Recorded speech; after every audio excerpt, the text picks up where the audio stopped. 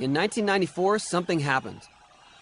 Punk rock had become the most popular style of music in the world. All of a sudden, the alternative was now the mainstream. The outcasts had become heroes. And what was ours was now theirs. Tell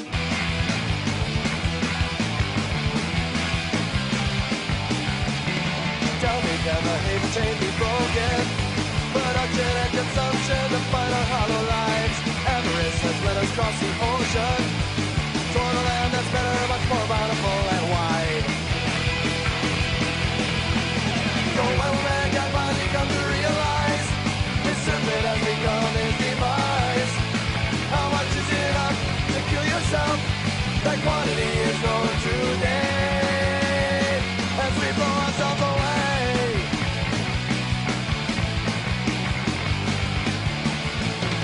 When mankind finally come to realize his serpent has become his demise, how much is enough to kill yourself?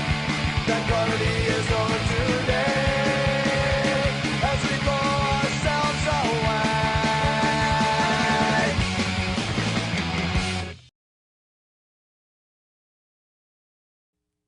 What is punk? A common question that has been at the heart of many arguments since its inception. Who started punk? Was it the Ramones or was it the Stooges? Where did punk begin? Was it Detroit or New York City? Or did it come out of England? Who was the most punk? Was it the Sex Pistols with their snarly, anti-authoritarian attitude, or was it the Clash with their socially infused lyrics? Unfortunately for you, the viewer, this film will not answer these questions, nor will it delve into the frequent arguments of who is or who isn't punk. Instead, this is a story about a group of people with common interests, who at a certain period of time took punk rock out of the basements and backyard parties and to the television screens and radio airwaves across the world. This is their story, and this is how it happened. In the early 80s, America had a blossoming punk rock scene, influenced, but not a carbon copy of, the punk rock scenes of the 70s. This new scene was more of a hardcore punk, and communities were popping up all over the United States, in places such as Boston, Washington, D.C., and Los Angeles. But by the mid-80s, the scenes had mostly imploded, and most of the bands were either dismantled or experimented with other styles of music. By 1986, punk rock as it was known was considered dead. It's 10 years, the 80s, when punk rock was around. It completely changed from early 80s, kind of the LA adolescence, Descendants sound, to the late 80s when there was nothing good. It's like punk rock was really strong, like, 80 through 85, and probably like 84 it started dying away. A lot of the bands started breaking up. There were no clubs really to play at. There was no functioning labels, maybe like SST, but there was nothing new really happening. It was kind of a dark time for punk rock. All the other bands had either died off or, English Dogs, bands like Exploited, started making heavy metal records. Discharge, fucking Blitz started making a techno record. I was disgruntled with the punk scene because it became very intolerant. Oh, come on, nobody goes to the punk anymore. That's like 6 years ago. But if punk rock was dead in 1986, it was about to get a healthy shot in the arm starting on New Year's Eve of that same year in the Bay Area of Northern California. Like in the 80s, the whole punk thing had kind of died away. And even I kind of had given up on it because like our local scene had gotten really violent and ugly. I mean, seemed like it was getting harder and harder to go to a gig without getting in a fight or tripping over some people shooting up speed or heroin. And that's what it was like back in those days. Like a lot of the clubs you were playing were really like hardcore spots like CBGB's or something like that. The gigs were getting smaller and always getting shut down by the cops. So if you found a place that would do all ages shows, it would usually be like a veterans hall or some kind of recreation center. And usually it was owners that were not aware of what the show was going to be like. They didn't realize that there was going to be a big, huge mess and probably a couple fights and stuff was going to get broken. So if you were lucky enough to get a hall to do the show, whoever was promoting it, he would inevitably lose it after a show or two. But in Northern California, in Berkeley, they had Gilman Street. I know, things are getting tougher. In mid-'86, we put on a show at a pizza parlor in Berkeley, and it kind of everything clicked. For once, there was no violence. It was all really cool bands. And we spent the rest of the year developing that warehouse. It opened on the 31st of December 1986. I'd be there before it opened to the very end, sweeping up, and I swept up every day, man. You know, always sweeping up at Gilman Street. You know? I was the garbage man. You know, I'd go in the morning, on Monday morning, and take all the garbage down to the dump. I mean, Gilman Street was one of those places where it was run by the kids, just totally ghetto, spray paint, you know. Really, really nice example of people getting together and making it work. The first time we played there, I remember we drew 80 people, and I got hit in the face with a basketball. First song, someone threw a basketball at my face. Good shot, too. I just started kind of getting into, you know, starting to go there, and started seeing bands like Crim Shrine, you know, Operation Ivy, and Isocracy, and it was great.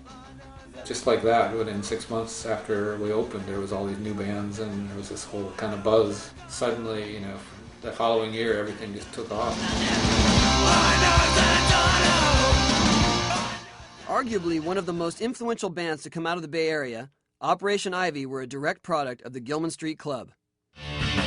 I don't think Operation Ivy would have happened if it wasn't for the Gilman Street Club. You know what I mean? We'd always wanted to be in bands, and I mean, we were always playing together. And then, you know, we hooked up. You know, we started going to this. You know, he went to New York, and he came back and goes, "There's this club down on Gilman Street that's going to open up." And I was like, "Gilman Street? Like, there's nothing down there but junkyards and the day-old bread store, you know?" And like, he goes, "No, it's in the basket weaving place." I'm like, "What?" And we went there, you know, New Year's Eve in '86, and you know, we saw the show, and it was like, wow, this is quite something. I used to see Tim around Gilman all the time. I used to call him that floppy kid, because he was like sort of always bouncing around and jumping on you, and kind of, you know, just sort of like he was made out of rubber or something. You know, just started doing the band thing. You know, we had this weird rehearsal place in Oakland, and we just did it. That must have been in September of '87, and they played right after that at Gilman, and I was just so amazed. Like,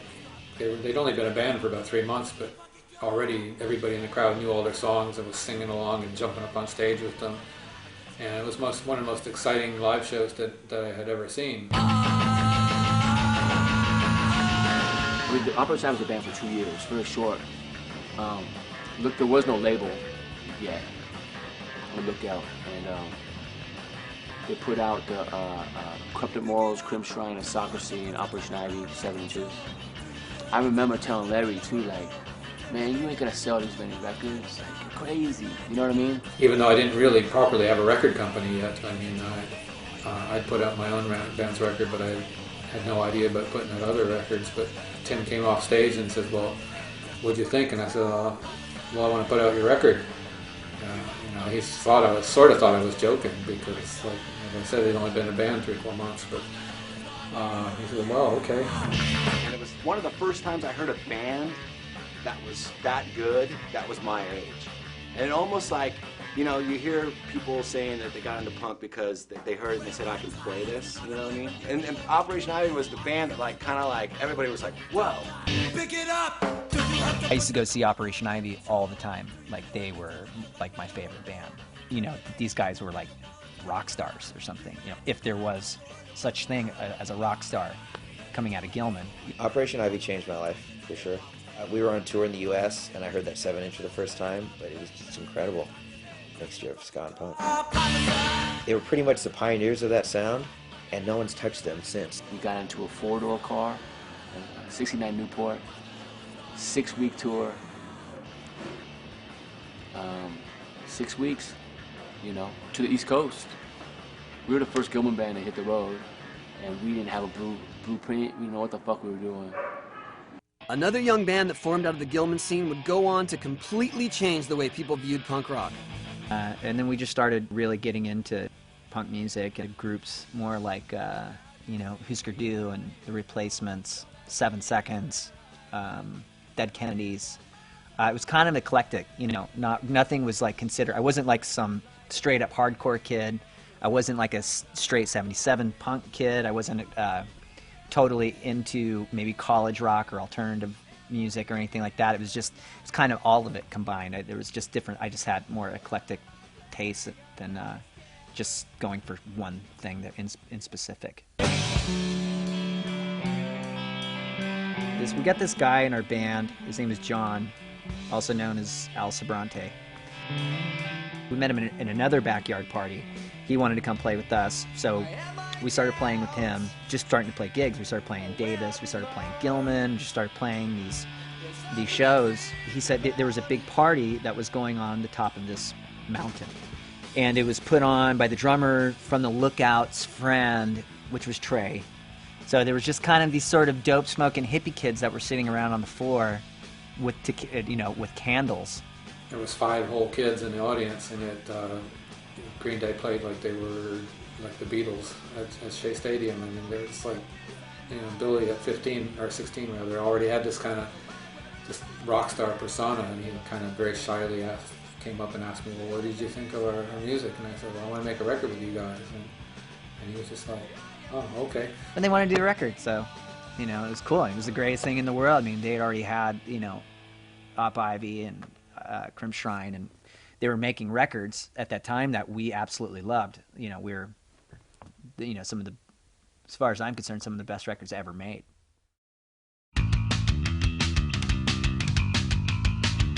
If Northern California was the new mecca for a do-it-yourself scene, Southern California was about to have its own resurgence.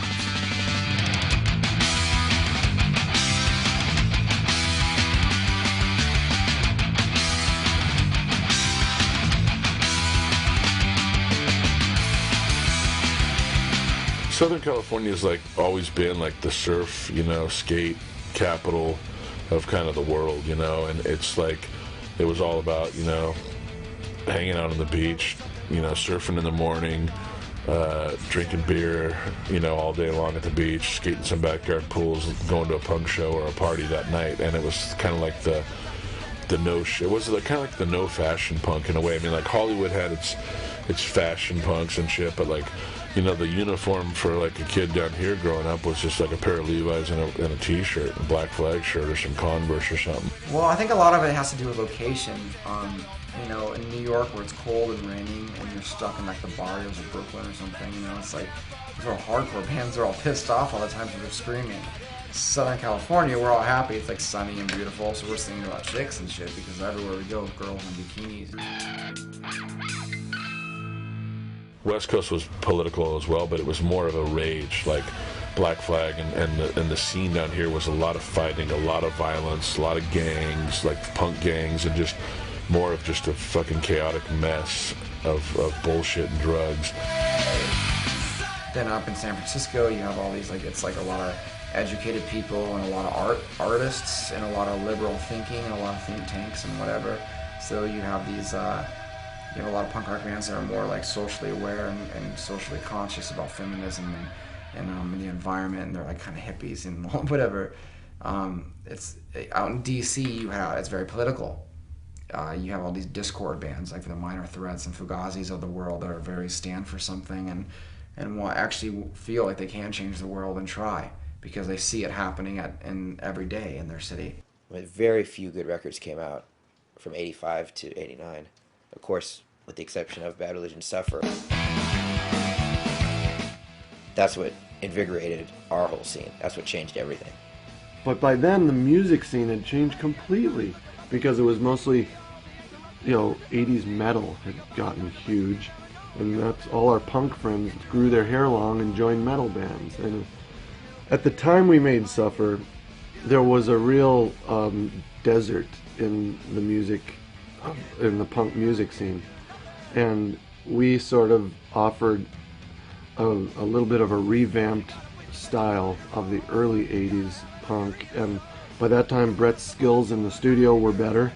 And so we became more of a high-fidelity punk band in 1987 when we released Suffer. And I guess that was a eye-opener for a lot of people. Well, Suffer was the first time I heard a punk band do 3-part harmonies. I think that was kind of the start of something new. It was sort of a melodic kind of thing that people hadn't really done before, hadn't done well. So So I started Epitaph proper really in like '87, and at that time I signed L7, I signed the Little Kings, and I signed Bad Religion. Also in '87 I had just gotten clean and sober. So like when I was a kid I was a real partier, and became pretty heavily addicted to drugs, and I got clean April 14th, 1987, and just right around the time that I started writing Suffer. And right, you know, so I basically got clean and sober. I needed something to focus on and put all my energy into, and that was it. It was the new, you know, the renewed Bad Religion and Epitaph. In '84, we were going to shows, myself and Greg Kay and a couple other guys, and we tried to get into a Social Distortion show, and it was sold out. This was in Irvine, Orange County also. So we had nothing to do, so of course we went to somebody's house whose parents weren't home, and we're drinking beer in the backyard and stuff, and just kind of shooting the shit, and said, why don't we start our own band? Of course, none of us played instruments at all, but that didn't seem like a deterrent at the time.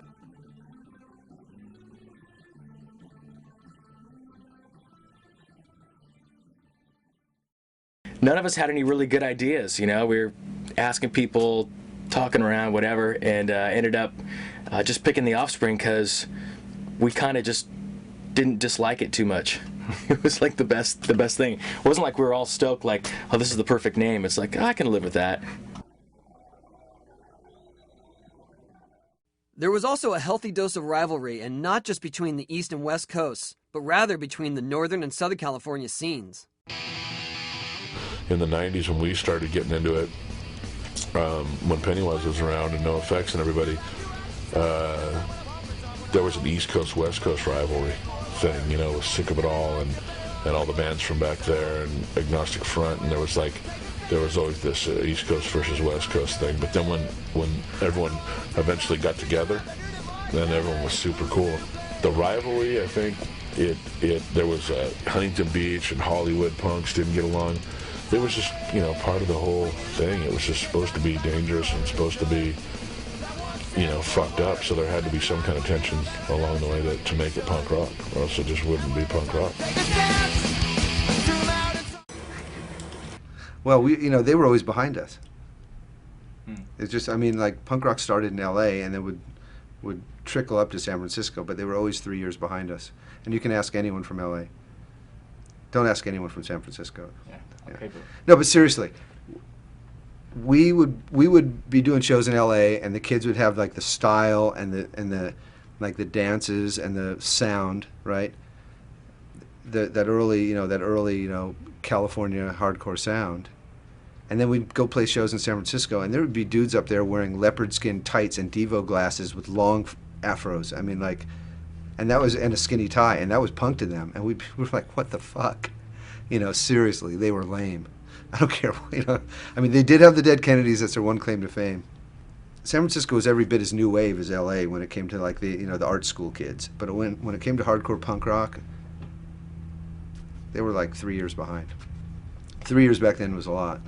But the truth is that the tension that exists in general among the population maybe played a little bit of a role in the competition. And for us leaving the East Bay, I mean, it sounds weird now, but it was a bit of a coup, right? The Operation Ivy guys going to Epitaph Records. Northern Cal. We were actually the first non-Southern California band in this label. Brett goes, he goes, I love your tape, man. It's amazing. It's cassette tape. I love it. But one thing's gotta change. And I was like, what's that? He said, the name. I said, the name? He said, yeah, man. Rancid, man. You gotta come up with a better name than that. I'm like, what are you talking about, man? I'm like, I don't even know Brett that well, but I'm arguing with him. I'm like, what do you mean? What's the name? Rancid. What kind of name is that? I go, that's a punk rock name, man. I go, look, listen to me. We ain't from Orange County or LA. The East Bay, bro. I play with Neurosis, man. We play with Grinch. We play with Wimple and fucking, you know what I mean? Like, I ain't gonna have no, like, happy name. Like, I don't even know what I was talking about. I love LA hardcore, man. because I believe in it so much. You know what I mean? In my name. He did, I think. And I always bring it up to him, too. Whenever he doubts me about something, I go, man, I don't know, Brad, you didn't even like my band name. Oh, yeah, that's a good point. At the end of the 80s, the California punk scene had reemerged as a self-sufficient entity that didn't rely on commercial television, radio, or major label distribution. Its strong focus on DIY ethics and a camaraderie between the bands made it possible for them to tour full-time and make a living. There used to be this book that Maximum Rock and Roll put out. I don't know if they even do it anymore, but it was called Book Your Own Fucking Life. And it was a great thing for bands in the early 90s. I'm sure it was for a long time before that. It was really great for us because it was just, they just publicized it once a year and it had all new context for people that were doing punk shows.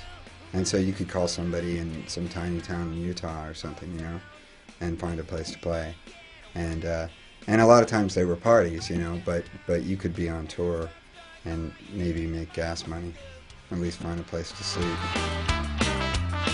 Yeah, we just played basement parties, and we played, kids would rent out vets halls and, you know, wherever, Sioux Falls, South Dakota, and we would end up playing pretty much wherever, whenever, you know, and none of it was, there was no clubs. I think we maybe played 1 or 2 clubs. We played one club in Portland, a place called the Satyricon, and we were all underage, so me and Mike had to stand outside before we played, and then they told us to come in to play, and then they said, okay, now leave, and they paid us, you know, $20 or something.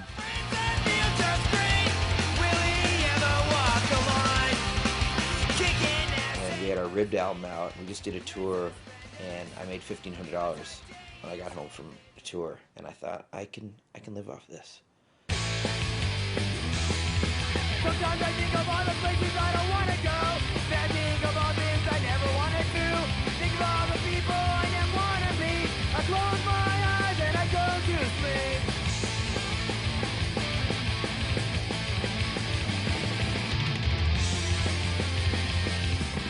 In '91, I made $8,000 that year, and that was great. That was amazing to make $8,000 in a year playing punk rock. So that's when I thought, as long as my wife has a good job, I can do this for a while longer. Another factor was the correlation between punk rock and the lifestyle that revolved around surfing, skating, and snowboarding. The surfing and skating you were always considered like a pothead or a loser or a dropout if you were doing that shit. So punk rock fit in naturally with that, you know. Well, you don't know anything. I grew up as a skateboarder because I wasn't an athlete, you know. Now people are saying you are an athlete if you're a skateboarder, which is totally true, but back in the day, I grew up as a skateboarder because I was a punker, you know, and it's a way for me to ride around and go get into trouble and get the fuck out of there, you know.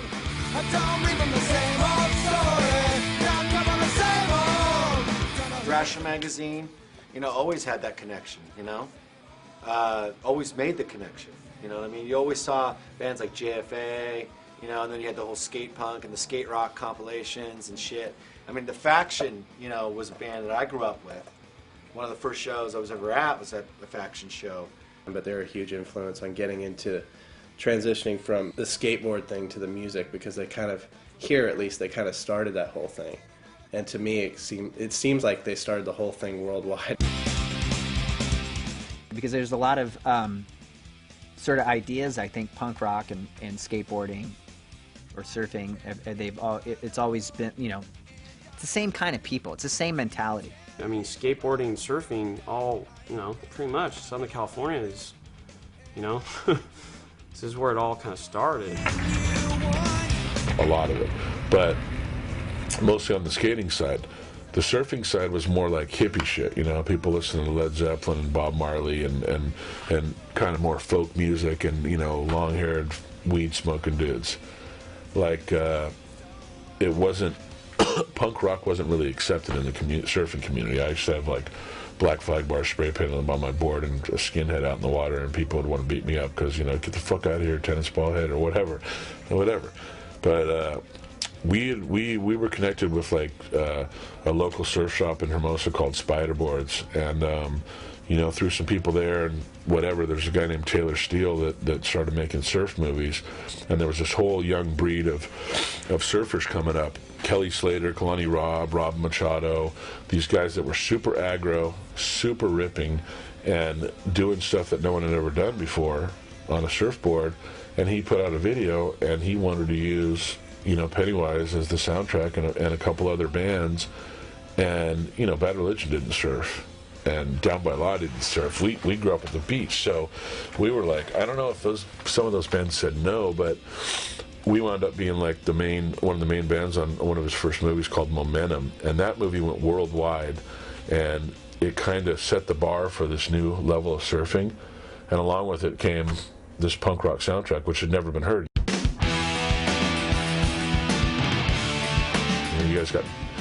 You got Kelly Slater like ripping a wave to shreds and blasting airs, and you got fast punk rock music behind it, and you just looked at it and go, wow, this is it, this is right. So then it, you know, went into the skateboarding stuff, because they're aggressive sports, and aggressive soundtrack fits. When I was in my early teens, I studied surf videos, watching Kelly and Rob and Shane and all those guys, and I studied it, so it kind of just got in my mind, and I was like, that's the feeling of studying those guys, and then stretching before I go surf. It was like getting me amped to go surf, and so it definitely made a huge impact. I remember too, when I first started doing the WQS and contest, I'd listen to punk rock music and all that stuff, and I'd actually get too psyched and too amped. I'd go out there and just spaz and like fall off, and everybody would be like, relax. I'm like, I'm ready to go, you know. Well, you gotta imagine if you're gonna drop in on a wave and you might die, or a shark is gonna eat you, you wanna hear something that's fast and motivating. And same thing with skateboarding, but you gotta understand also too that the genesis of skateboarding and surfing were here in California, and the people that did it were complete derelicts that didn't have jobs and were dropouts out of school, you know. So like, so the music they listen to and the life they lead is something that, you know, it's all the same. So the music has to be just as full of some kind of personal anarchy as anything else. I don't think punk rock music chose its athletics or whatever, or these athletes chose this music. I think they kind of chose each other. And then, really, I think I got to credit to Fletcher and Pennywise. He, I think, convinced Epitaph to submit the Pennywise stuff for some of the surf movies that were coming out. I think that was the first Momentum movie. I'm not sure. There was a few of them. And that instantly, there was this whole new audience. I wouldn't say that we were responsible for it. I would say that Taylor Steele is responsible for it. I mean, I give him all the credit, because he's the one who decided to put that music into his video, and it opened the door. Taylor Steele is a surf video photographer that he's made Momentum, Focus, Good Times, all these great, you know, historical surf films. He's the one that founded, like, you know, brought Kelly Slater and Benji Weatherly into the world, you know, Rob Machado. Before Taylor Steele came along, the surf videos, you know, just had rock or whatever, and they had all kinds of different forms of music in it. And Taylor Steele really focused in on Southern California punk rock, putting on Offspring, Blink, Us, Pennywise, into these videos. When this happened, it was a cultural phenomenon. And it was a huge hit surfing video. It was like really the one that kind of started everybody making surf and skate videos. And then I just got it out there that anyone who's making a skate video, if they wanted music, you know, major labels will charge you a bunch of money, but I'll give you music for free. It's a big way that a lot of my bands got popular, because kids in Kansas would buy a skate video to see this, you know, the latest skate tricks, and then they would hear NoFX and they go, well, what's that? You know what I mean? I mean, it was definitely the soundtrack to all those videos, you know? It happened for us because the very next crop of movies we were on with Ignition and stuff, and you could see it within a few months that we had a whole different audience, a whole new audience, in addition to the regular punker kids, more of the surf and skate guys. This single relationship between this culture and the music was enough to take these bands overseas. I met Taylor one day, he was videoing down at Mission Beach, and I knew it was him because the surfers out there were 10 times better than anyone who surfed there normally. And I ran out to him, and I'm like, hey, are you Taylor Steele? He's like, yeah. And I'm like, I'm Rick DeVoe, and I promote concerts. And I'm like, I want to take my bands and mix them with your videos, and let's tour around the world so we can go surfing. And he was like, all right. And so I got a hold of the Offspring, and we did the Offspring, and it was really bitchin'. And then we did Pennywise, and then we did, you know, we just started doing them all over the place. DeVoe was great because he was the guy in San Diego that was so pumped on all the Epitaph stuff. And this would be back in 92, 93 and stuff. And he was putting on shows there, and he was really combining it with the surf thing, and he got it going. When there was no radio to support, you know, punk rock, which was that time period, and there was no MTV support for punk rock, something like a kid getting a surf video in Australia. I mean, we all know that Australia is a huge, I mean, everything revolves around the water there and surfing. And I remember Taylor Steele's video over there, you know, was one of the main things that brought, like, all of a sudden we were popular in Australia. We had no idea. It kind of hit in certain places where, like, surfing was big, so Australia got it, Hawaii got it, Florida got it, California got it, Japan got it. And so when that happened, it kind of fused everything and made it possible for bands like us and Pennywise and Offspring to actually go out and sell tickets and sell records. It wasn't because of radio, it wasn't because of MTV, it wasn't because of anything except that video. People started buying the records, and we went over there not knowing what to expect, and we played a show in Sydney. I remember at a festival we were standing there, and there wasn't one person there, and that band Live was playing at the other stage against us, and we were sitting there going, well, this is fucking bullshit, you know? Everyone's going to go see Live. They were like one of the biggest bands in the world, and 10 minutes later there was 10,000 people on our stage going fucking crazy, and we're like, what the fuck? We had no idea, and, you know, it was all because of Taylor Steele's video. That's what I think. While the punk rock scene was reestablishing itself, all of the industry and media attention was focused on a music scene coming out of the Northwest, which they labeled grunge. Sub Pop Records seemed to be at the center of this explosion, boasting releases from bands such as Soundgarden, Mudhoney, and Nirvana. Some of these bands remained independent while others chose to sign with a major label.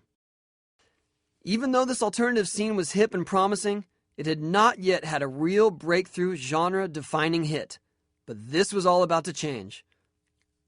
On January 11th, 1992, Nirvana's Nevermind became the #1 album on the US Billboard chart, knocking off Michael Jackson's Dangerous. And this alone would change the face of music forever. There was never really an idea that we were going to make it as a band. It wasn't possible because they're just, those kinds of bands were not on the radio. They weren't MTV. They weren't making it. So the first thing that even started to change that really has got to be Nirvana and Teen Spirit. Nirvana was a punk band, you know.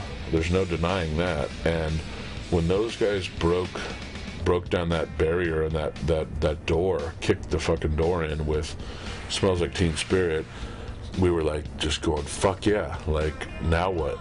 Well, now, and then I look back in retrospect, if it hadn't been for Nirvana, I don't think bands like Rancid would have ever had an opportunity, or Green Day, or The Offspring, or whoever. So that was huge. It was on MTV. And to me, when I saw that video, it's like, well, yeah, that's what a show kind of looks like. You know, when they had all the kids jumping around and stage diving and stuff, and that's what Gilman Street looked like. And it was like, wow, this is actually pretty cool that this kind of stuff is being seen by a bigger audience. And that was the real break. I don't think it was Green Day and Offspring that was the real break for us. It was Nirvana. That was the first time a really cool alternative band got big.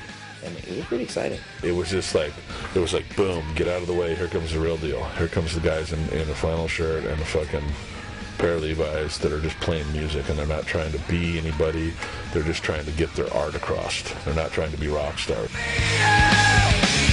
Nirvana came on the map, they changed radio, got all the hair metal bands off the radio, and brought punk rock to the forefront. Even though they weren't totally punk rock, but they were a punk band, but just a kind of a different style of it, even though people call them grunge, you know. So they brought back stripped down, raw, real music to the radio. Like, punk rock was pretty much anti-metal, you know, anti-rock and roll, anti-all that shit. It was no fucking makeup, and I mean, well, there was makeup, granted, but I mean, it wasn't like, you know, it was anti-looking like a girl and fucking hairspray and all that shit. So it was kind of funny to see the effect that Nirvana had on all the bad hair metal bands. For my generation, everyone remembers the first time they heard Nevermind, and the first time they heard Teen Spirit. Actually, Joey from Lagwagon, he played it for me the first time. I don't know, it's something you remember. I don't know if you guys are old enough, But that was the song that changed everybody in our scene. Because everything kind of happened in cycles, and if you think about it, like when the punk with the Pistols and the Clash and shit, Iggy and the Stooges, MC5, you know, it was kind of David Bowie, Ziggy Stardust. It was kind of New York Dolls. It was going that way, you know what I mean? So it was just a matter of time. I don't really feel like there was there's really a separation between grunge and punk rock. Like I said, I think that there's very similar energies in both. I feel like there's very similar ethos in both. There's an honesty in all that music, and I don't really feel like there was one scene versus another scene. I feel like they kind of like were this big mass together. I mean, you also got to remember, this is when, you know, the whole music industry seemed like it was willing to take a couple more chances. You know what I mean? Because as much as people want to think it's all evil and corporate and shit like that, yeah, everything's evil and corporate. Whether it's the chair you sit on or the food that you put in your mouth, man.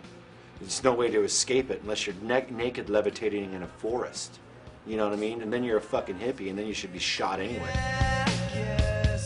But you know what else was happening? Look at the guitar sales in the 90s. Fender and Gibson, those companies went through the roof as well.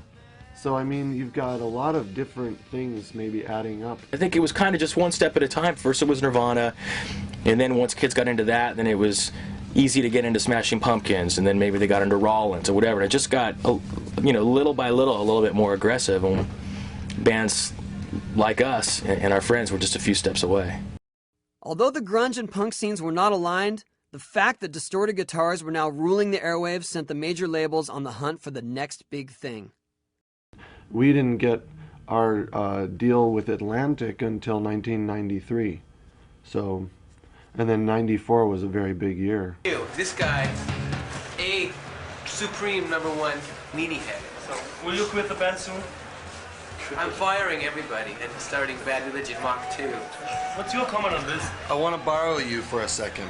It wasn't really until then that we even had a chance, but from the very early days we thought it'd be great to be on a real label. You know, Epitaph wasn't, until the early 90s, Epitaph was still just run out of Brett's garage, basically. And so, when we were kids, it was our dream to be on a big label. Bad Religion was a good, solid build. They got popular. They started drawing. It just started happening for them fast, and you know, they made very smart records.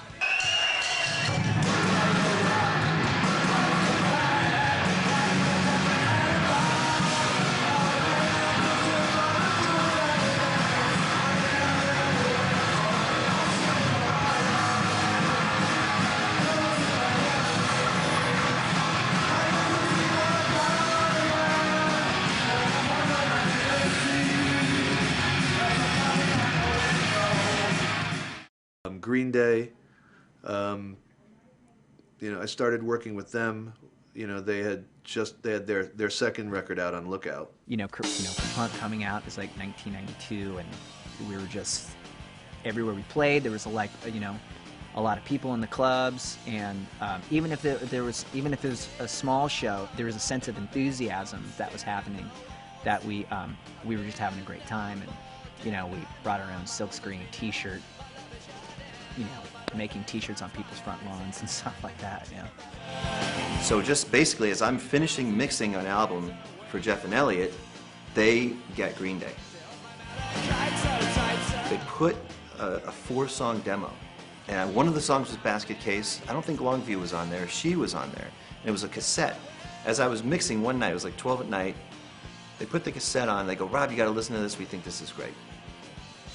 So, of course, I'm thinking, tired. The last thing I want to do is do some A&R. I've been working with the Muffs for 4 months every night. You know, it's late. But I put the cassette in on my way home, and I hear this music come out, and I was just like, I gotta sign these guys. It took me like 2 seconds. I don't know. We just kind of talked to Rob, and we ended up really liking him. He had a strong opinion of music. I think we were really impressed with that. You know, he was just a huge Beatles fan. And he played guitar, he was a producer, and he really wanted to put out a record. And I just think when it came down to it, he was the guy that sort of made the most sense. Because it was kind of like he was a musician, and he knew what the mentality of a musician was. It seemed that everything up to this point had been brewing slowly and organically, but no one had any idea what was about to happen next. I honestly think, Kurt Cobain killing himself and Nirvana going away created a vacuum for like catchy, aggressive music. When Dookie started getting played on the radio, I thought, wow, here we go. Like this is it. I mean, Nirvana was one thing, but Green Day was, pretty much a straight up punk rock band. Green Day did to grunge is what Nirvana did to hair rock. Like, when Green Day came, grunge was done. So in essence, Billy Joe killed grunge. I was going to college and I was working actually at a record store, and there's people that had no idea about the punk rock scene at all, and all of a sudden they were asking me about Green Day, and they were asking me, like, people that I went to college with were asking about these punk rock bands, and I was like, how did you hear about this band? And they were like, oh, I saw the video on MTV, or I started hearing them on the radio, like, what's this all about? And it really kind of took me by surprise that these bands that I thought of as like underground punk rock bands were starting to get picked up on by people that would never normally listen to that kind of music. So it was really starting to tip at that point and spill into mainstream culture. For the punk rock scene, I think they were the best at the time, for sure, and the timing was impeccable because no one's ever heard power pop like that before, and power pop, it's such a, I love that term, and I don't know who else might categorize Green Day as that, but I think Blink and Green Day and a few others kind of come from the same, they both speak to the same audience. A white suburban kid whose life isn't that bad, but it's not that good, I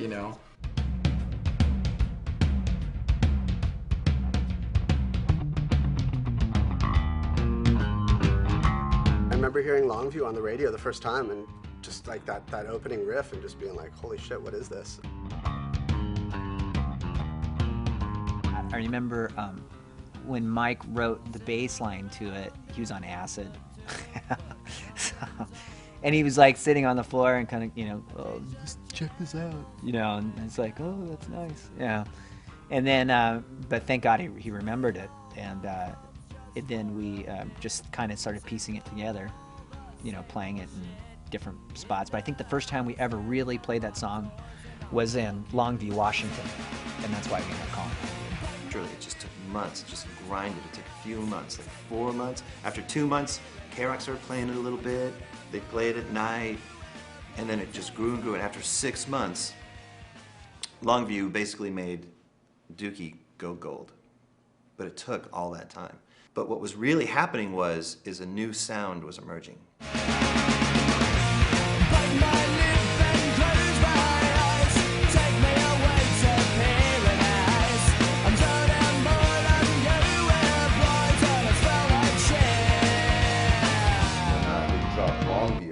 MTV got it. It was a 3-piece. The video was shot really kind of ghetto. When that hit, they just poured the gasoline on and it just exploded. And that was, that was pretty much history. That was it. Punk rock was now official and it was on the map. Spin magazine down and Green Day was on the cover. And I was like, yes! I was like, yes, finally! Next thing you know, Spin magazine put on the cover 1994, the year punk broke, So the whole music climate changed. It wasn't just for Epitaph. All of a sudden, punk rock was on the radio. Just unheard of when I was growing up. It was going to happen eventually. It had to happen. It was either going to be Green Day or Bad Religion. The Offspring, no one thought they were going to get big. That was totally out of left field. Yeah, I had a feeling about it. Yeah? Yeah. I should clarify, though, I've had that feeling on records subsequently, and it never came true.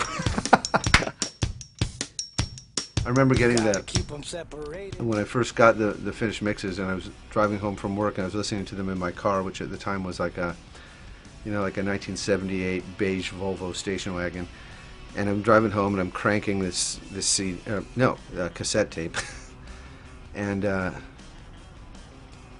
was already into my home neighborhood, and I just started circling the house. I didn't want to go in because I listened to Self-Esteem over and over. I listened to it like 11 times.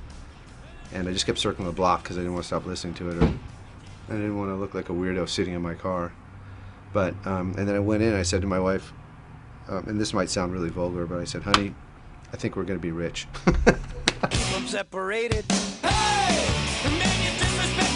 We were listening. We were on tour. The Offspring was opening with us. They were in a Holiday Inn school bus that the drummer, Ron, had converted, like made a bunch of bunks and shit. And, you know, we're in a van. We got 6 guys in a van with no trailer, all of our equipment and all of our fucking merchandise, and 6 guys, and we're touring the entire United States. And we're listening to Smash, you know, on the CD Walkman. And Brian's like, yeah, Brett thinks this is a radio song. It's a radio hit. And he's playing Keep It Separated, and I'm going, what do you mean radio hit? And he's like, thinks that this song's going to be, like, they're going to play it on the radio or something. I'm like, really? Well, no fucking way. They're not going to play this. And he's like, I don't know. That's what he seems to think. Like, it's a hit song. I'm like, yeah, whatever. He's all, yeah, I told him the same thing. Well, yeah, fuck yeah. 12 million albums later, it was a hit song. There was a lot organic about the Offspring's record happening. Yeah, Keep 'Em Separated. Keep 'em separated. You know, it was a well-written song. They write great songs. It was almost instantaneous. I mean, their previous record had sold 50,000. So, you know, the song Come Out and Play got on the radio. K-Rock in LA grabbed it right away, put it on, and they blew it up in our local market. And then the next thing you know, I mean, K-Rock's a very influential station, always has been. And so other stations said, hey, what's this tune? You know, and they all started playing it. You know, and the next thing you know, marching bands are playing it at baseball games and basketball games, and you know, it's in the, you know, it was almost everywhere.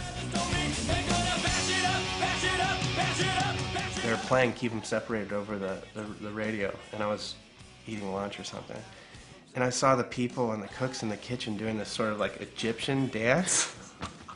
We were just so happy for Brian and all the guys in the Offspring, because it was like one of us hit it big, you know.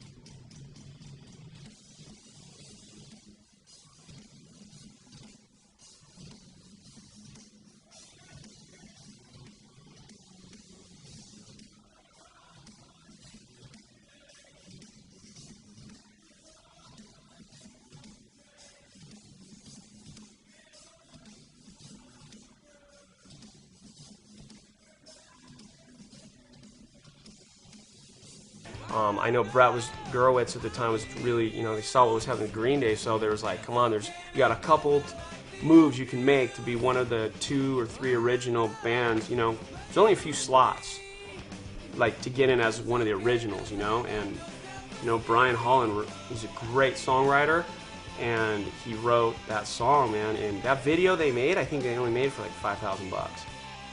So, you know, it was really cool that they did that and helped all of us out. I think probably when I knew something was really going on is because I lived in a tiny apartment at the time, and I'd gotten up and I was in like my underwear and I was in my kitchen like getting a glass of water out of the kitchen sink, and in the apartment complex you can see through the kitchen window to the doors of the people on the other side, and there's a guy on his cordless phone standing on his porch, and he goes, yeah man, I'm looking at him right now. Because when that blew up, really what happened is the sound blew up, not just the Offspring. It was shortly after that the Rancid record went platinum and blew up, and Ruby Soho and Time Bomb were on the radio. It was around that time that I quit my band after writing a record for my band that went gold. So, you know, one day punk rock is this cool underground thing that I'm doing and working very hard on and nurturing and developing, and then it just popped. I call it the democratization of punk. When punk left the urban center, and you could now find it in the malls throughout America, throughout the world. And when I saw Rancid on MTV for the first time, I said, this is so rad. That's all I thought, is this is so rad. If the world came around to me, what I was doing, I'm minding my own business, they came to me. You know what I mean? I had to go, you know? Well, you know, it was just a crazy time because, I mean, everybody thinks that, you know, they have some preconceived idea that there's so much money going around that, you know, all of a sudden, like, because you're maybe on TV or you're doing this or you're doing that or you got this kind of record or whatever, or you got your pockets are lined with fucking dough now. All of a sudden, it's like, well, if that's the case, why is my man out in the street? couch surfing. You know what I mean? I mean fucking top ramen. You know what I mean? If this is the glamorous lifestyle of rock and roll, where's my fucking... give me some real spaghetti, man. I actually thought that they were all successes, whether they sold or not, just because I thought that the music was so cool. But, I mean, face it, you know, Punk and Drublic sold 500,000 records. So if you want to monitor it as a success in that way, that would probably have been the biggest record. Well, yeah, NoFX got a gold record, but I think it took us 8 to 10 years before it went gold. Oh, yeah? It never hit the charts. Punk and Drublic, I don't think it ever sold more than 2,000 records a week, but it did 500,000 in the U.S. eventually. You know, bands like Bad Religion and NoFX started raising the bar and writing really good songs. You know, I kind of noticed that the scene had totally changed. I saw a grown man walk into a bar with a NoFX hoodie, and I knew NoFX from forever. I knew Fat Mike from summer camp. Probably when Basket Case came out, I think, you know, towards the end of that single, I think it was like things were, you know, it was like Woodstock and Lollapalooza and, you know, mud fighting and all that shit. It was like, well, this has definitely gone haywire, you know. But it wasn't just the bands that were experiencing this unprecedented level of success. The indie labels, most of which were run by the bands themselves, were also reaping the benefits of punk rock's newfound popularity.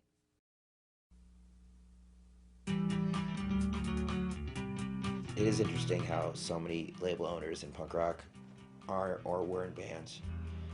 As far as I'm concerned, it gave me a really good perspective, because I know what I wanted being in a band, so I could figure out what to give a band or how to make them happy or how to make them feel comfortable.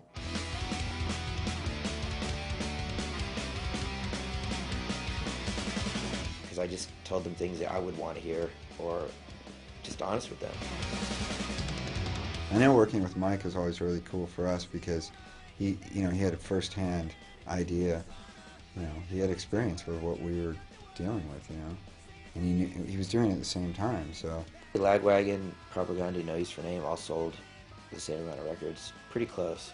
They each got in between 200,000 and 300,000 within a few years. Lagwagon, No Use, Propaganda, Face to Face, they were all around the 200,000 mark. And then our next record, Leche con Carne, was kind of ridiculous. It was more or less like an overnight thing, and it was the first album on Fat to sell 100,000 records. Epitaph had a huge part to do with it. Was that you know, they were really, I mean, if you think about that label, you know, here's a guy that's like, you know, probably selling records out of his apartment, and he ends up, you know, making some of the most definitive punk rock in history. You know, that were coming out of, you know, with like Bad Religion, Rancid, NoFX, Pennywise, and Offspring. I mean, shit, that's 5 fucking huge bands, you know, and then there's us. Well, I mean, it changed everything. It put us on the map, for one thing. We outgrew our little space. We had records, we had Offspring records piled up to the ceiling. Epitaph Records was just a total breeding ground for like creativity, you know, punk rock, like just playground. It was like you had this father figure, Brett, you know, Gurewitz, in a way, who was in one of the greatest punk bands of all time, Bad Religion, and he's kind of saying, yeah, here, you know, I'm going to do this for you, I'm going to do that for you, I'm going to put your records out and do whatever you want. Fuck yeah, that's radical, that's punk, that's cool, do this. And you're just going, wow. It just had a really good vibe of like positivity, family vibe, all the bands supporting each other, bands on Epitaph touring together, recording together, and just never, you know, it was like everything went beyond everyone's expectations. You know, no one was expecting someone to sell 100,000 records, let alone 12 million records. So it just kept getting bigger and bigger, and it just got, you know, like better and better, and everyone was like, fuck yeah, we're doing something. We built this from the ground up, and felt like we were part of something really special. I always thought it'd be cool to have a label. You know, I certainly didn't invent the idea. I mean, everyone from, you know, Ian had Discord, Biafra had Alternative Tentacles, of course Brett had Epitaph and Fat Mike had Fat already by the time I decided to start. I never had the means to start one, but I always thought it would be cool to be able to shout out, like, hey, look at all these other cool bands that you guys should be listening to. That was a big part of the fun of having the labels. Signing bands that I knew were great that people hadn't heard yet, like whether it was AFI or TSOL or the Guttermouth or whatever. Dexter Holland proposed that we should all quit our jobs and tour full time, because we had signed to Nitro Records, his label, in about 1994.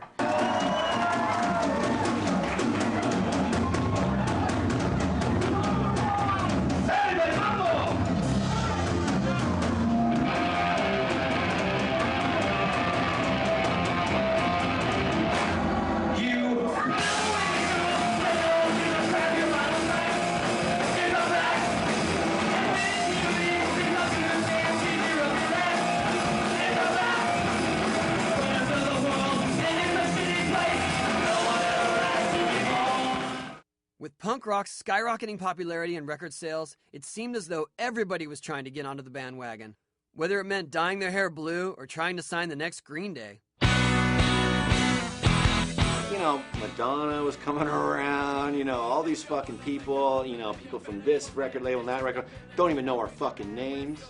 You know what I mean? Just like, yeah, can I speak with Jim Fredrickson? How does my name sound like fucking Jim, dude? It's Lars, you fucking prick. Next. You know what I mean? So it was crazy because, you know, all of a sudden everybody's paying attention. We handled it well, I think. In the mid-90s, we really could have signed to any record deal we wanted to any label. But we met with one. We met with Hollywood Records. And the meeting was so distasteful that we never wanted to have another major label meeting again. And basically, we just kept asking the guy, what can you do for us that Epitaph can't, or we can't do for ourselves? And he really had no answer. I mean, I don't know if major labels were trying to poach my bands, but I got numerous offers from my label. You know, I mean, I've turned down $50 million offers more than once. Yeah, I got an offer to sell Fat Records, but I didn't want to sell it. Mainly, you know, major labels would come to you and go, oh, congratulations, I want to sign one of your bands. And that was not, you know, the business model. You know, the business model was absolutely not. Keep everything and keep the bands. If you can sell, you know, 200,000 CDs on a punk label, that's a great living for the band. But all of this came with a price. Had the DIY ethics of punk rock been compromised to reach this level of success? With the term sellout being thrown around heavily, the backlash was really starting to heat up. You know, it was like back then, you know, the Offspring were the good guys for, the Offspring were the good guys for having a platinum record on an indie, and Green Day, where everyone was like mad at Green Day, you know. But whereas the Offspring and Rancid were cool because they had platinum records on Epitaph. And back then there was a real division in what people thought was right and acceptable within the punk rock community, the punk rock ethos of doing things on your own. Do you do it yourself? Do you stick with an indie? Do you sign with a major? Do you take your shot? Do you not? And I mean, it really divided things. There was a huge argument for years and years in the punk rock community of, you know, who's a sellout, who's not a sellout. Oh, this band signed to a major, oh, you're a sellout. Oh, you're on an indie, okay, you're still cool. There was that whole struggling mentality in the scene, definitely. We didn't want to be on an indie major. You know, we didn't want to, you know, we were on Lookout. We loved Lookout. That was, to us, for us, I mean, Lookout was the ultimate independent label. We ended up taking control of it ourselves. We took control of, like, our own destiny. So, you know, so for us to sort of to make a leap to a different indie just didn't make any sense. When Green Day hit the airwaves and it blew up, you know, there was a huge backlash. Like they were banned from Gilman Street. They were banned from fucking, you know, the whole Bay Area was pretty anti-Green Day, right? I don't know how bummed Green Day was. You know, it's a catch-22. I know they were bummed because that was their hometown and that was like, you know, their whole deal. But at the same time, they were making millions of dollars. So, you know, where do you draw the line? I think that mentality is definitely necessary, though. I mean, for, you know, a club like Gilman to say, to close their doors to certain people. Did you get, like, a memo or anything? Nah, you know what? When we signed to a major label, we knew we weren't ever going to play there again. Yeah. We knew it. You know, there was no memo. We knew the deal, and we did it anyway. Apparently there's a list now at Gilman Street of bands that are banned from there, and we're on the list, but no one ever called me and told me we were banned. And we've never done anything against them, and we've never been on a major label or MTV or commercial radio, really. So I'm not sure why we're banned from there. We put out our own records. We're probably the biggest DIY band in the world, but I think they just want to ban us because we're fun to ban. Well, yeah, we received a lot of backlash, but I wouldn't say from fans. I'd say from what we call the punk police, and people who talk about the rules of punk and how this is punk but that is not. Those are, to me, some of the most uninteresting people to hang around, and those are the ones who did most of the criticizing. You can't please everybody, but the backlash never bothered me because, you know, we're doing the same thing. We're still on Epitaph Records. We stayed indie, you know, doing what we want to do, playing music that I love. The backlash never affected me, man. It never did. I walk down any street, go to any show, do what the fuck I want to do. Rarely did people say shit to my face. That was rare. That was, and very, no one ever say shit to me, man. You know what I mean? What are they gonna say? Your song's on the radio. Yeah, that's me. That's my music. I love my band. That's my brothers. This is what I do. Nah, I never gave a fuck. Like this, I remember this guy comes up to us one time at a Blink show and he's like, "You guys are fucking awesome. You're amazing.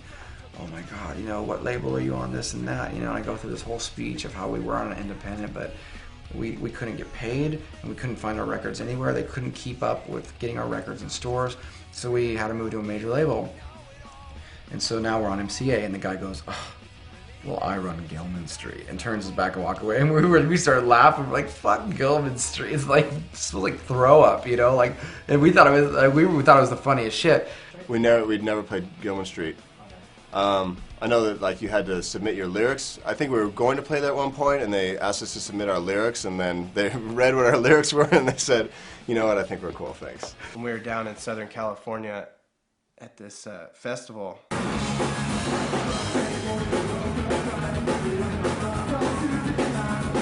Fat Mike was there, and there was also a guy there from MTV, like a program director. And I was talking with him and Mike, and they were talking about the Soulmate video.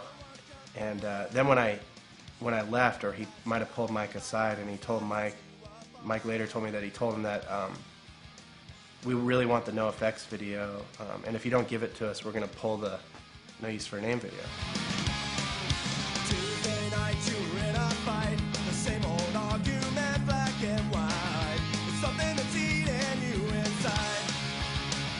So Mike basically just told him to F off, you know?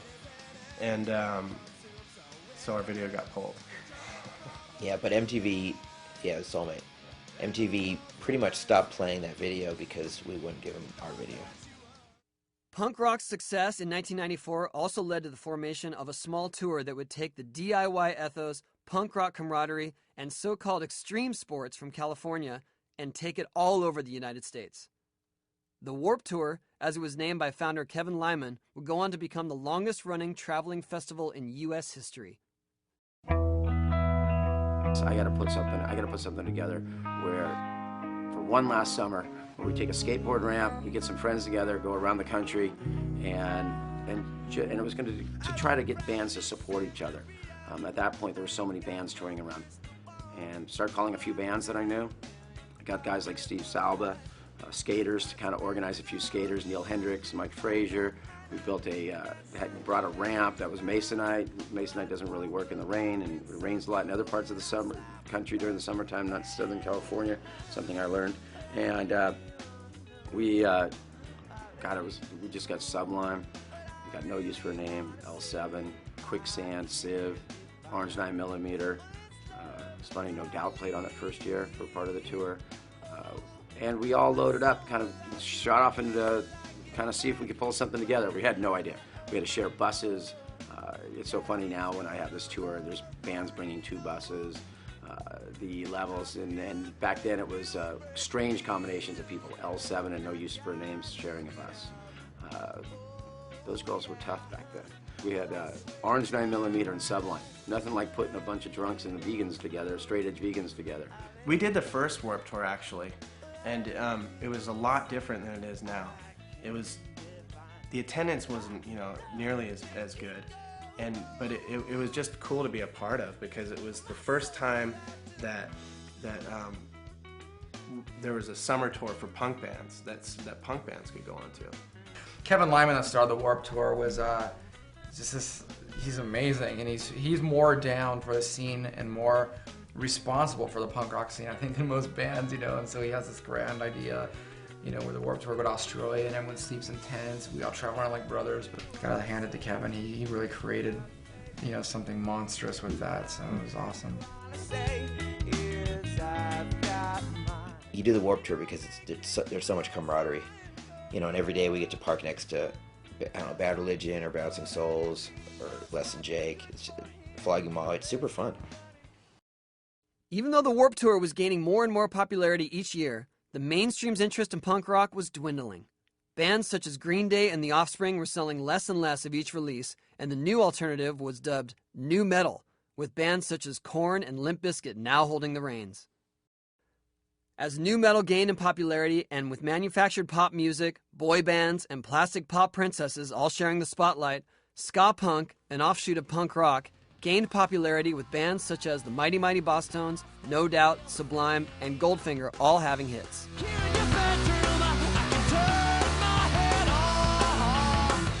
But two things would happen at the end of the decade that would cement the importance of the 90s incarnation of punk rock and pave the way for the slew of breakout pop-punk bands of the new millennium. It would also make the most arguably successful DIY movement in musical history. Okay, so Blink started out as just like after schools, we'd be going around singing around, singing about fucking dogs and girls and homosexuals and like food and like all this crazy shit. And stuff that really made us laugh hysterically. And then next thing you know, people start coming to the shows. And so we just kept the jokes up, and then we started getting worse and worse and worse. Tom DeLonge, he comes in my office. This was the time I just got kind of hired by the promoter, Bill Silva. It was right around that time. And he comes in, he's like, man, Rick, he's like, I love your punk shows, man. He's like, they're super rad. And he's like, will you manage us?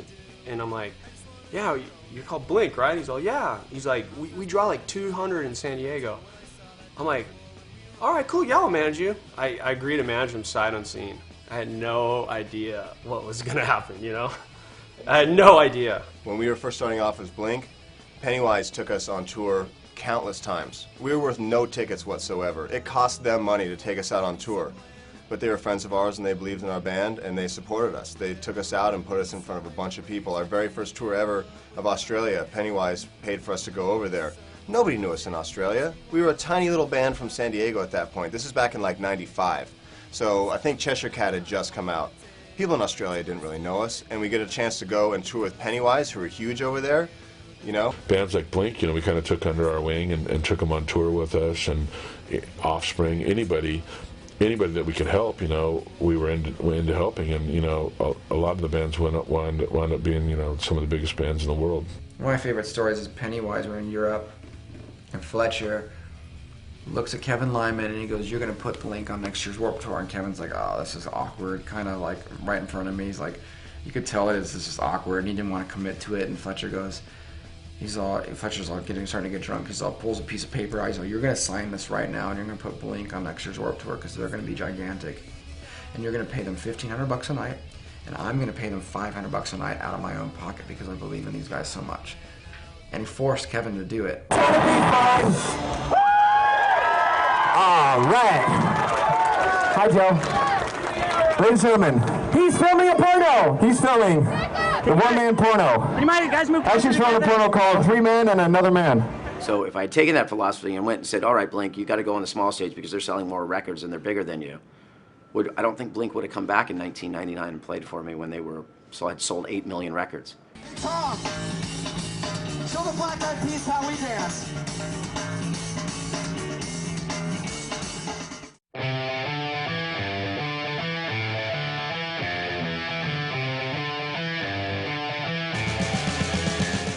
In LA, K-Rock was, all about playing Damn It, and then started playing Josie, but Damn It was really just became like a staple, and they were really like in Southern California, they had just really created this thing, and a lot of other places, they toured the country a bunch of times, but it was a lot smaller, and I think just at the end of that cycle, they'd sold about 600,000 records, and it felt like they were on the verge, and they went into the studio to make Enema. None of us ever thought that it would do what it did. I mean, we didn't even think, it wasn't that we didn't think it was possible, it's that the thought never even entered our head of what it was going to do. We were just writing songs that we loved and doing what we did.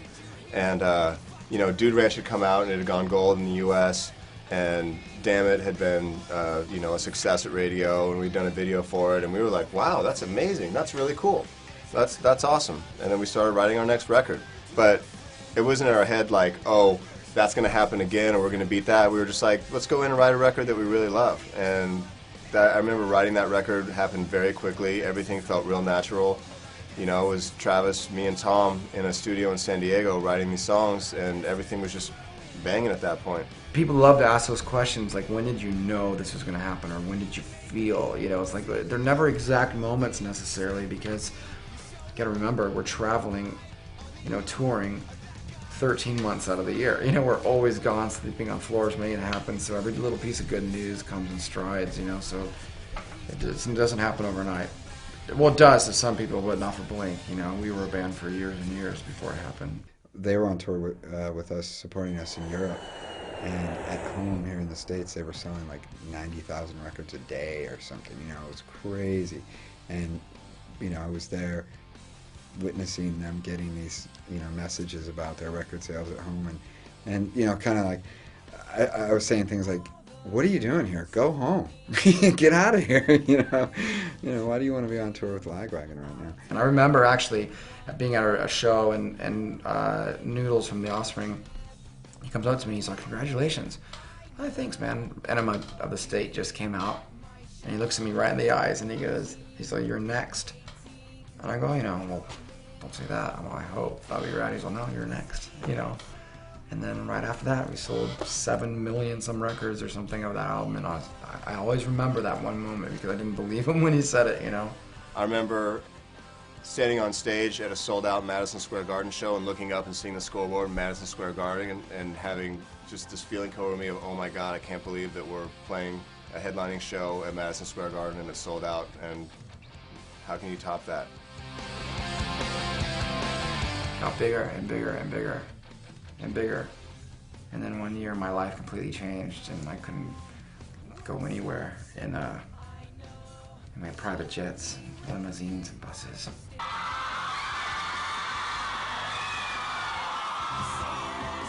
And we would sit around and say dick jokes got us this far.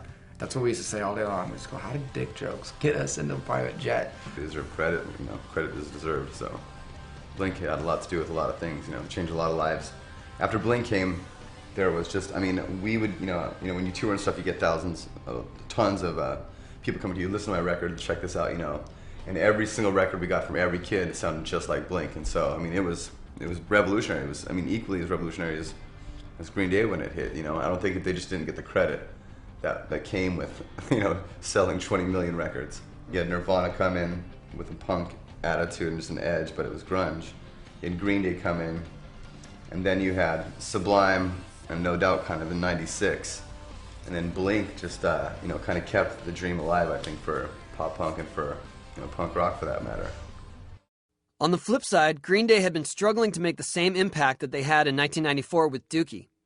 A cultural phenomenon such as Dookie is a hard thing to do once in a career, let alone twice, as Green Day did.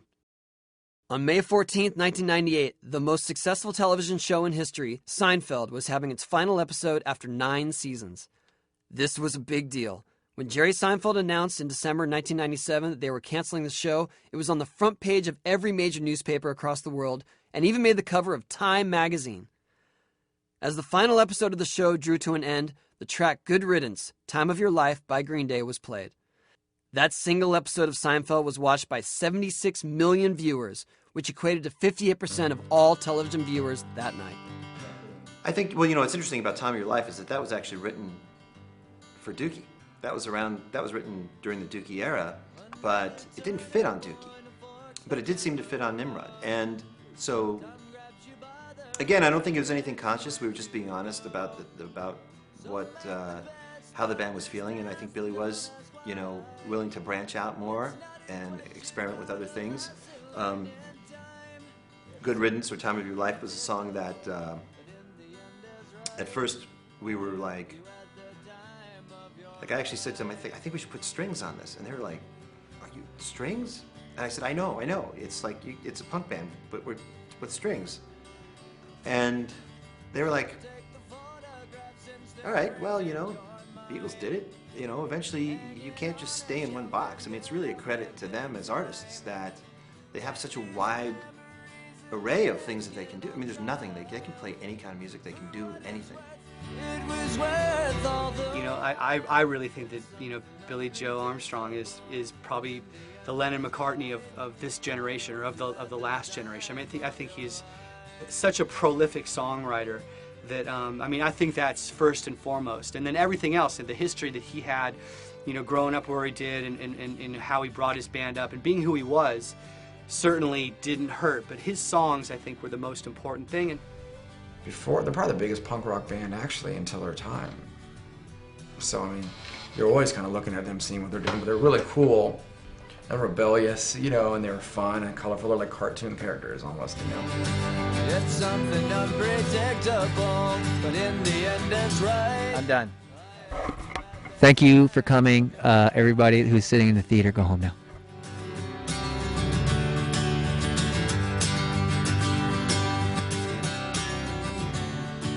It's something unpredictable, but in the end is right.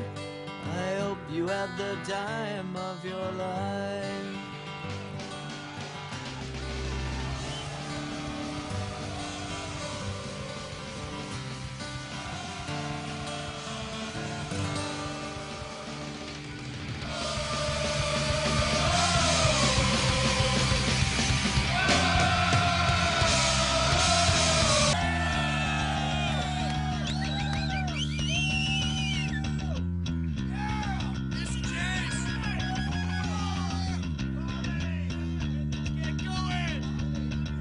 Trouble trend, present, past and beyond.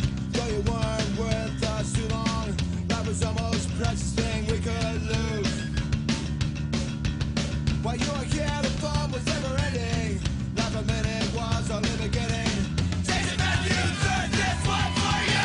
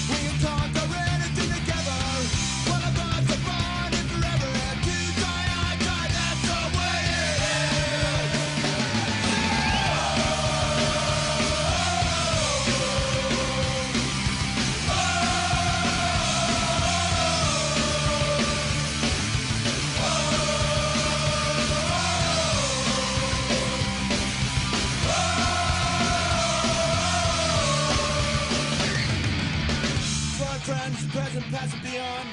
To all those who weren't with us too long, life is the most precious thing you can lose. While you were here, the fun was never ending. Life a minute was only beginning. Jason, my brother, this one for you.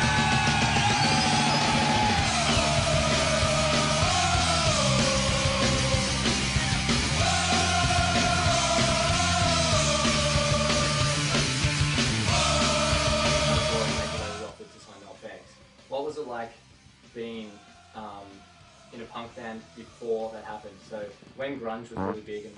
Sorry. That's gonna be the trailer.